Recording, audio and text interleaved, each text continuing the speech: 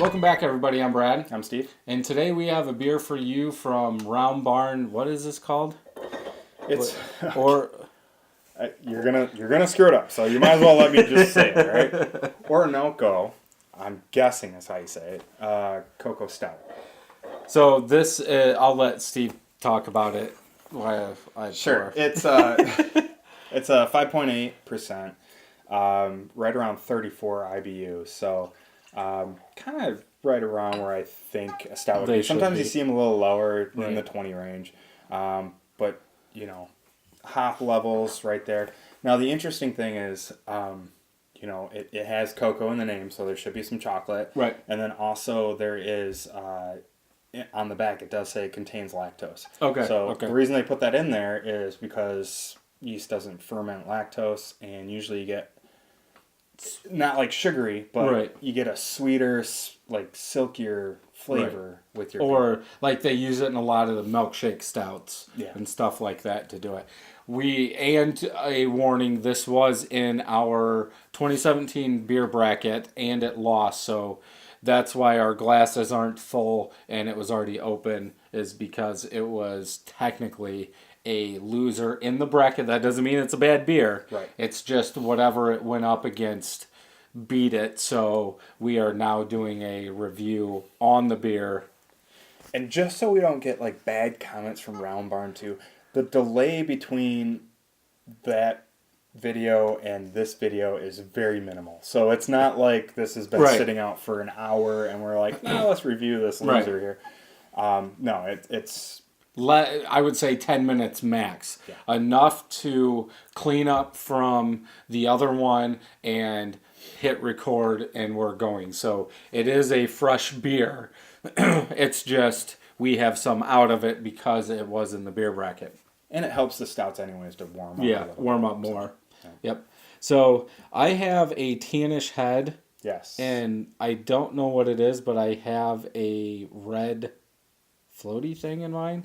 See it in the corner right there? Oh, yeah. Maybe that's your glass. Tannish head. I would say about a half a finger of head. It's got a little red hue. Yeah, it's got a red hue. Depending on how the light hits it down here, I can see the whole bottom through it. But what about a smell? You're really getting the lactose sweet, kind of sweet. I wouldn't say like overly sweet, but if you do like stouts and you have had lactose, to me that's the smell. Yeah, try a milk stout. If you like that, you'll like the smell of this. I don't get any chocolate out of it or roasted malts. No. That it's like that lactose is taking over everything and giving you that kind of sweet smell. Yeah. So drink.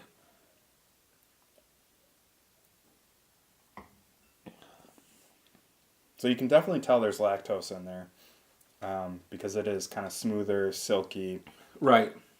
slightly sweet, but I don't get any of that cocoa. Right. No chocolate, no bitterness. No bitterness in there.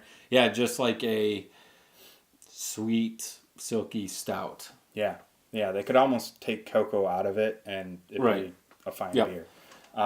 Now, I'm kind of curious if they use cocoa nibs or if they use like baking powder. You know, what did they use for their chocolate edition? Right.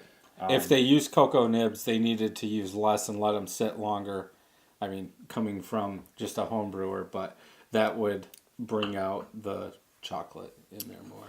Yeah. Yeah, I don't know what they're going from. Because to me, on the beers that I've brewed, putting it in the boil at the end of the boil, you're still getting cocoa. So to me, it's almost, I think they use cocoa nibs in secondary or something and only left them in there for like 3 days and took it out, and they need, but I'm just a home brewer. And I think that's and I think that's a problem when it comes to home brewing and, people that got to turn this stuff and make a profit. Right. I've brewed beers that have cocoa nibs in it. I've let it sit for a long time. Right. And in fact, it was to the point that maybe there's too much cocoa in there. But then I had the ability to age that even longer and let that cocoa mellow. Yeah. So like you can find this little sweet spot. They don't have that luxury where they got to turn a profit. Right. So, and to me, this is a beer like that. They made it. They screwed up. They said, "Screw it. We'll put it out there." Because to me, I would not put cocoa in the name of this at all. If you threw this out as a milk stout, drink it every day, all day Yep. long. It's great beer. But yeah, you're right. I wouldn't put cocoa in there. Not unless maybe we just got a different batch, or Right. if we let it warm up to the point that it's, I don't know, On fire. right? But to me, I would give this a solid 3.25. Yeah. Just going by our opinion on a drinkable beer, I would say it's average. It's just, there's no cocoa. Yeah, absolutely. I think it's a good beer. It's like you said, there's no cocoa in it, and if my wife were to order this, she'd be like, "I thought there'd be a little more chocolate." Right. And, it's still a good beer. Right. But I agree with you. Yeah. Probably 3.25. Yeah. Cool.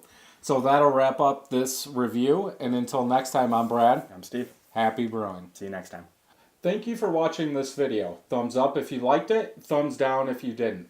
Leave me a comment down below to tell me what you thought about this video. Also, don't forget to subscribe and share, and hit that bell so you know when new videos are coming out. You can check out these videos over here. Also, head over to 31stbrewing.com for everything beer and home brewing related.